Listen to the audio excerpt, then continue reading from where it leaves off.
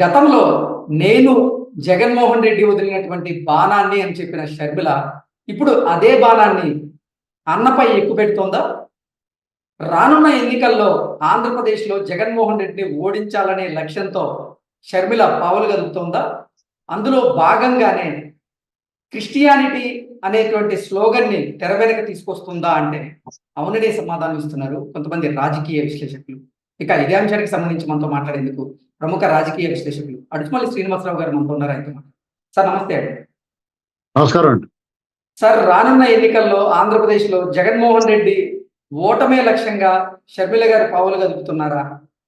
అందులో భాగంగానే క్రిస్టియానిటీ అనేటువంటి స్లోగన్ని ఒక అస్త్రంగా మలుచుకొని జగన్మోహన్ రెడ్డి మీద సంధించేందుకు షర్మిల ప్రయత్నం చేస్తున్నారా అంటే ఏం చెప్తారు సార్? చంద్రబాబు గారు అలాగే జనసేనాని పవన్ కళ్యాణ్ ఇప్పటి వరకు అంటే విమర్శించని విధంగా నిన్న షర్మిల గారు జగన్మోహన్ రెడ్డిని ఘాటుగా విమర్శించారు. ఈ పరిణామాలను ఎలా చూడచ్చు? ఇప్పుడు మీ ప్రత్యేకించి మత ఆధారంగా రాజకీయాలు ఉంటాయని నేను అనుకోవట్లేదండి. వాళ్ళకి కాంగ్రెస్ పార్టీలోకి ఆవిడ పార్టీని మెర్జ్ చేసింది షర్మిల గారు. తెలంగాణలో ట్రైల్ వేశారు వైఎస్ఆర్టీపీ అని, వైఎస్ రాజశేఖర రెడ్డి తెలంగాణ పార్టీ అని, రాజ్యం తీసుకొస్తానని తెలంగాణలో తిరిగింది ఆవిడ. తెలంగాణ వాళ్ళు చాలా తెలివైన వాళ్ళు కాబట్టి రాజ్యం గట్టా మాకు వద్దమ్మా, మా తెలంగాణ బంగారు తెలంగాణ ఉంది మాకు అని చెప్పారు వాళ్ళు. ఎందుకంటే రాజ్యం చూస్తున్నారు కదా పక్కనే వాళ్ళ అన్నగారి రాజ్యం, ఇక అవన్నీ మాకు వద్దులేండి అన్నారు. తర్వాత ఆవిడ కేసీఆర్ గారిని విమర్శించింది, అలాగే కాంగ్రెస్ ని రేవంత్ రెడ్డి గారిని వీళ్ళందరినీ కూడా విమర్శించింది. తర్వాత మళ్ళా పార్టీలో జాయిన్ అయిపోయింది. వాళ్ళు ఏం చేశారంటే మీరు ఆంధ్ర వెళ్ళి ఆంధ్రాలో పనిచేయండి, పూర్తి బాధ్యతలు అప్పచెప్తామని చెప్పారు. అది కరెక్ట్ కదా. వాళ్ళ అన్నగారితో ఆవిడకి విభేదాలు ఉన్నాయని చెప్తున్నారు. ఆవిడే చెప్తుంది, చాలా సార్లు చెప్పారు. వాళ్ళ అన్నగారు దూరంగా వచ్చి పార్టీ పెట్టుకుంది. ఓపెన్ గానే ఉన్నాయి, విభేదాలు ఉన్నాయని తెలిసిపోతున్నాయి. ఆస్తి గొడవ, లేకపోతే వదిన మరదళ్ళ గొడవ, అన్న చెల్లెలు గొడవ ఉండదండి. అన్నగారు చెల్లెల్ని ఎప్పుడు ఏమంటారు, చెల్లె ఎప్పుడన్నా ఒక మాట అంటారు కదా అన్ననే, కాదన్న అన్నలో చెల్లెల్ని బాగా చూసుకుంటారు. ఇక్కడ వదిన మరదళ్ళ గొడవ ఎవడ తీర్చలేడు. అలాంటిది ఏదో ప్రాబ్లం ఉందండి, ఈగో క్లాషెస్. అలాంటి పరిస్థితుల్లో ఆవిడ చిలికి గాలివాన అయిపోయింది. వాళ్ళు ఒకళ్ళు ఇక ముఖం చూసుకునే పరిస్థితి లేకుండా ఉంది. మొన్న ఇన్విటేషన్ ఇవ్వడానికి వెళ్ళినప్పుడు కూడా నిశ్చితార్థంలో కూడా సరిగ్గా కలిసినట్టు లేదు. ఇప్పుడు ఆవిడ జగన్మోహన్ రెడ్డి ఆహ్వానించినప్పటికీ సున్నితంగా వాళ్ళు తిరస్కరించినట్లుగా కూడా మనకు కొన్ని విజువల్స్ లో చూసాం. అదే ఇప్పుడు ఈవిడ ఆంధ్రప్రదేశ్ పిసిసి చీఫ్ గా వెళ్ళింది. వెళ్ళటం డైరెక్ట్ హిట్. జగన్మోహన్ రెడ్డి భయపడుతున్నారా సార్ అంటూ మాట్లాడుతుంది. అంటే జగన్మోహన్ రెడ్డి గారు భయపడుతున్నారా అంటే, ఇప్పుడు ఎవరికన్నా కొంతమందికి అన్ని తెలిసినోడికి భయం ఉంటది. ఏమీ తెలియనోడికి ఏం భయం ఉంటుంది? ఇప్పుడు చిన్నపిల్లడు ఉంటాడు, ఆ నొప్పులు అవి ఉంటాయి. అంటే నేను ఇంకొకరితో పోల్చలేకుండా చెప్తున్నాను, చిన్నపిల్లడితో చెప్తున్నాను. అంటే ఆ యాక్చువల్గా ఆయన వేరే వాళ్ళతో పోల్చాలి, కానీ బాగోదులే మన ముఖ్యమంత్రి గారు కదా అని పోల్చట్లేదు. ఆ చిన్నపిల్లడు వెళ్ళి అక్కడ నొప్పి ఉంటది, అది తెలియదు, పట్టుకుంటాడు, కాలుతుందని తెలియదు కదా. అలాగా ఆయన ఈవిని చూసి ఏమి భయపడ్డాయి. ఎందుకంటే వాళ్ళు రిజర్వేషన్ లేకుండా పైకి పంపించేస్తారు కదా వాళ్ళకి, అంచేత ఆ భయాలు ఏమి ఉండవు వాళ్ళకి. వీళ్ళు ఓవరాక్షన్ చేస్తే పైకి సైతం ఇచ్చేస్తారు దుకాణం. వాళ్ళ అలవాటైన అభ్యాసమైన విద్య అది, కాబట్టి వాళ్ళు పెద్ద భయపడతారు నేనేం అనుకుంటలేదు. అయితే రాజకీయంగా నష్టమా లాభమా అంటే ఆల్రెడీ ఆయన డ్యామేజ్ అయిపోయాడు, డిజాస్టర్ అయిపోయి ఉన్నాడు. వీళ్ళు కొత్తగా డ్యామేజ్ చేసేది ఏముంది? జగన్మోహన్ రెడ్డి గారు ఆల్రెడీ డిజాస్టర్. చంద్రబాబు నాయుడు గారికి అరెస్టు 2023 సెప్టెంబర్ 10కి ముందే జగన్మోహన్ రెడ్డి గారి పని అయిపోయింది. కరెక్ట్ గా సంవత్సరం క్రితమే ఒక సర్వే వచ్చింది. ఆ సర్వే ఏంటి? పట్టభద్రుల ఎమ్మెల్సీ ఎన్నికల ద్వారా రాష్ట్రంలో 108 నియోజకవర్గాలకు ఒక సర్వే. అది ఆ 3 చోట్ల కూడా మాట్లాడిపోయింది ఆవిడ. ఈవెన్ పులివెందులో కూడా వాళ్ళు ప్రత్యర్థులు పైచేసి సాధించారు. ఇంక మళ్ళీ కొత్తగా సర్వే ఎందుకు, ఆయన పని అప్పుడే అయిపోయింది. అందులో ఆయన ఏం చేశాడు? వైనాట్ కుప్పం, వైనాట్ 175, మళ్ళీ జగన్ అన్నే వస్తాడో, ఇలాంటి మాటలు అనుకుంటా అందరినీ జాగి వాళ్ళకి 3 మంది సోషల్ మీడియా బ్యాచ్లు, ఈ ప్రచారకర్తలు అందరూ ఉన్నారు కాబట్టి, డబ్బులు ఇచ్చుకుని పెట్టుకున్నారు కాబట్టి వాళ్ళందరూ ఓదరు కూడా వేస్తూ ఉంటారు.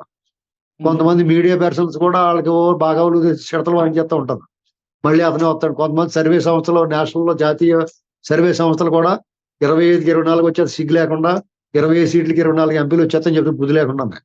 వాళ్ళకి అలా జనాల నాడి ఏమో తెలిసే వాళ్ళకి ఏమనుకుంటున్నారు, సీఎం ఉమ్మేహారు అందరూ ఎలా వస్తాడరా బుద్ధి లేదని నీకని అడిగారు. ఇలాంటి పరిస్థితుల్లో ఈవిడ రావటం వల్ల కొత్తగా పోయేది ఏముండదు దానికి. ఏం జరుగుద్దంటే ఈవిడ రావటం వల్ల ఇన్నాళ్ళు టీడీపీ కంటే ఎక్కువ మాట్లాడిందంటారు. టీడీపీ ఎక్కువ పోరాటం చేసింది, టీడీపీయే తన్నులు తిన్నది, టీడీపీయే కేసులు పెట్టించుకుంది. ఆఖరికి చంద్రబాబు నాయుడు గారు కూడా జైల్లో ఉన్నాడు, లోకేష్ గారి మీద కేసులు ఉన్నాయి, టీడీపీ నాయకులందరి మీద దారుణమైన హింస, దారుణమైన హెరాస్మెంట్ జరిగింది. ఆయన ఆటంకాలు, అడ్డంకులు, అణిచివేత, గొంతు నొక్కడు, దుర్మార్గాలు చేశారు. టీడీపీ వాళ్ళ పార్టీ ఆవిర్భవించిన తర్వాత ఇంతటి దుర్మార్గం ఇప్పుడు చంద్రబాబు నాయుడు గారు ఎంతో మంది నాయకులను చూశాడు, ఆ నాంతటి కూడా పోరాడాడు. కానీ ఇవాళ ఆయన దురదృష్టం ఏంటంటే ఇటువంటి దొంగతనాలే చేసేసి ఈ రాష్ట్ర ప్రజల డబ్బులు కొలగొట్టేసేసి 10 ఏళ్ల నుంచి బెయిల్ మీద తిరుగుతున్నాడు. 43,000 కోట్లు సీజేఐ ఉండిపోయి 18 కేసులు ఏమనగా ఉన్నవాడితో పోరాడదు. ఆయన దురదృష్టం. ఆయన ఒక విజనరీ అని చెప్పుకుంటాం, బ్యాడ్ లక్ ఏంటంటే ప్రిజనరీతో దెబ్బడం రైట్. దానికి మళ్ళీ కొంతమంది పెద్ద పెద్ద విశ్లేషకులు, వాళ్ళు మేధావులు అబ్బాయి చాలా బాగా నిజాయితీగా ఉన్నాడని మాట్లాడుతూ ఉంటారు. విశ్రాంతి అధికారులు, అది బుద్ధి జ్ఞానం లేకుండా ప్రజలను ఏం చేద్దామని వీళ్ళు. అలాంటి పరిస్థితుల్లో ఆయన షర్మిల గారు రావటం ఇబ్బందే మరి. ఎందుకంటే వైఎస్ ఫ్యామిలీ ఇదేదో పెద్ద వంశవృక్షం లాగానే చెప్తూ ఉంటారు. వైఎస్ ఫ్యామిలీ, రాజన్న రాజ్యం అంటే ఏదైనా రామరాజ్యమా? రాజన్న రాజ్యంలోనే అత్యంత దారుణాలు జరిగినాయి. సత్యం కంప్యూటర్స్ రాజు గారు రోడ్డు మీదకి వచ్చేసాడు, ముదికొండ కాల్పులు జరిగినాయి, రైతులు సంకెళ్ళు వేశారు, సోంపేట కాల్పులు జరిగినాయి, గంగవరం పోర్టులో కాల్పులు, పేదల భూములు లాగేసుకున్నారు, లేపాక్షి భూములకు ఇంకా దిక్కు మొక్కలేదు, రైతుల దగ్గర 1,00,000కి 6,00,000కి లాగేసుకుని దాని మీద 500 కోట్లు అప్పు తీసేసుకుని అది చుట్టూరు కంచేసేసి ఎటు కాకుండా పోయి ఉన్నది అక్కడ. బ్రహ్మిణి స్టీల్స్ ఇలాగా డే లైట్ పట్టపగల దోపిడీ అంటారు దీన్ని. రాష్ట్రాన్ని కొల్లగొట్టేశారు. దాని గురించి రాజన్న రాజ్యం తీసుకొస్తా ఉంటారేంటి? ఇప్పుడు ఈవిడ మాత్రం తక్కువ తిందా? వాళ్ళ అన్నగారికి జగనన్న వదిలిన బాణాన్ని అని చెప్పింది. ఈ రాష్ట్రం ఆంధ్రప్రదేశ్ అలాగ తగలడిపోతానికి వాళ్ళు కూడా చేయేశారు కదా. ఓం స్వాహ అని చెప్పేసి ఒక గరిట నెయ్యేసింది కదా అందులో, ఆ మంటలోని వాళ్ళ అమ్మాయి ఈవిడిని. ఇవాళ వాళ్ళకేదో గొడవలు వచ్చినాయి, సరే వచ్చింది ఏదో ఆ పాప ప్రక్షాళనకే ప్రాయశ్చిత్తం చేసుకోవడం వచ్చింది అనుకోండి. పోనీ రావడం అన్నగారి మీద మొదలెట్టింది. నువ్వు క్రైస్తవుడు అయి ఉండి మణిపూర్లో ఆ క్రైస్తవులకి ఎంత దుర్మార్గం జరుగుతుంటే నువ్వు మాట్లాడవా, స్పందించవా అని అడుగుతుంది. నువ్వు ఎక్కడో మణిపూర్లో క్రైస్తవుల గురించి మాట్లాడుతున్నావు, మరి ఆంధ్రప్రదేశ్లో మీ అన్నగారు రావాలి కావాలి అని ఎగిరి గొంతేసి ఆయన కోసం ప్రేమించి ఆయన ఆదరించి గౌరవించి గుర్తించిన ఈ దళిత సమాజం మీద జరుగుతున్న దాడులకి జవాబు ఎవరు చెప్తారు? వాళ్ళకి పదవులు ఇచ్చి అధికారాలు లాగేసుకుని వాళ్ళ మీద పెత్తనం చేస్తా మళ్ళీ పెత్తందారులకి పేదలకి పోరీడని సిగ్గు లేకుండా మాట్లాడుతున్న దానికి సమాధానం ఎవరు చెప్తారు? మాస్క్ అడిగిన పాపానికి ఒక దళిత వైద్యుడు డాక్టర్ సుధాకర్ని నడి రోడ్డు మీద కూర్చోబెట్టారు, ఆయన పిచ్చోడు చేసి చంపేశారు. ఇసుక అక్రమ రవాణాను అడ్డుకున్న ఒక దళిత యువకుడు శిరోమండనం చేశారు. అంతకన్నా దారుణం ఉంటుందా? ఒక వ్యక్తిని హెల్మెట్ లేదని కొట్టి చంపేశారు చీరాల్లో. ఒక మైనర్ బాలికని, 15 సంవత్సరాల మైనర్ దళిత బాలికని సామూహిక మానభంగం చేసి పోలీస్ స్టేషన్ ముందు పడేస్తే పోలీసు వాళ్ళు మొరెట్టుకుంటే పోలీసులు తిరిగి కొట్టారు. ఒకటా రెండా ఇలాంటి? ఇంత ఒక దళిత యువకుడిని డ్రైవర్ని చంపేసి ఇంటికి డెలివరీ ఇస్తే వాడు రోడ్డు మీద తిరుగుతున్నాడు, ఆ చంపేసిన నేనే చంపాను చెప్పాడు. సీఎం పక్కన కూర్చోబెట్టుకుంటాడు, వాడు స్వాగత సత్కారాలు చేస్తున్నారు. నువ్వు ఫస్ట్ ఇది కూడా అడుగు, హూ కిల్డ్ బాబాయ్? బాబాయ్ని ఎవరు చంపారు అడుగు. ఆ కేసు ఎందుకు రాస్తున్నారు అడుగు. అసలు నీ మీద వచ్చిన ఆరోపణలు అక్రమాస్తుల కేసుల విషయంలో నువ్వు ఎందుకు తేల్చుకోవు, కోర్టుకి ఎందుకు హాజరవ్వని అడుగు. కోడికత్తిసీని ఆడు ఏం పాపం చేసాడు కుర్రాడు? వాళ్ళ నాన్న హయాంలో సత్యంబాబు, వీళ్ళ హయాంలో కోడికత్తిసీను, వీళ్ళు మళ్ళీ దళితులకి మేనమావ అని చెప్తాడు. ఇంతకన్నా కళ్ళ ముందు కనపడతా ఉంటే ఇంత దుర్మార్గం. అసలు వీళ్ళ ఫ్యామిలీ ఇప్పుడు ఆ ముళ్ళుని తీయడానికి ఈ ముళ్ళు ఉపయోగపడుతుంది కదా అని చెప్పి ఈ ముళ్ళు కూడా మంచిది కాదండి, ఇది ప్రమాదమే. ఈ ముళ్ళు కూడా ప్రమాదమే. ఈ రాష్ట్రానికి వాళ్ళ అవసరం లేదు. మనం వాళ్ళ అంశ, వాళ్ళ ఛాయ, వాళ్ళ నీడ పడకూడదు మన రాష్ట్రం మీద. ఇప్పుడు జగన్మోహన్ రెడ్డి గారు కూడా ఎవరున్నారు? రాజశేఖర రెడ్డి గారు రాజన్న రాజ్యం తెస్తానంటున్నాడు. మరి రాజన్న రాజ్యంలో అంతకుముందు ఉన్న మనుషులు కేవీపీ రామచంద్ర, రాజశేఖర రెడ్డి గారి ఆత్మ ఆయన ఏడి. రాజశేఖర రెడ్డి గారి ఇంకొక ఆయన ఉన్నాడు ప్రేతాత్మ, ఉండగల అరుణ్ కుమార్. నేనేమన్నాను ప్రేతాత్మ అంటే దెయ్యం కనపడదు కదా, వెనకాల ఉంటది గాలిలోని, అలా వెనకాల నుండి హెల్ప్ చేస్తున్నాడు. ఓకే. ఈ ఆత్మ డైరెక్ట్ గానే కనపడుతుంది. కాంగ్రెస్ లో ఉండి జగన్కి హెల్ప్ చేస్తాడు. ఆ ప్రేతాత్మ ఏంటంటే నేను వెనకాల ఉండి నేను తటస్థంగా ఉన్నా, రాజకీయ సన్యాసం చేశానని చెప్పేసి వెనకాల నుంచి హెల్ప్ చేస్తూ ఉంటాడు. ఓకే. ఇక రెస్ట్ ఆఫ్ ఆల్ ఎవరు లేరు, ఆ సూర్యుడు కానీ ఎవరు కనపడరు. ఉమ్. ఇవాళ ఈవిడ వచ్చింది, రేపు పొద్దున కలిసిపోరని నమ్మకం ఏంటి? అంటే ఇక్కడ ఎవరన్నా ఆలోచించాల్సింది, సరే మనం ఎవరన్నా కానీ నమ్మరు, ఆవిడంటేనే నమ్ముతారు జనం. ఉమ్.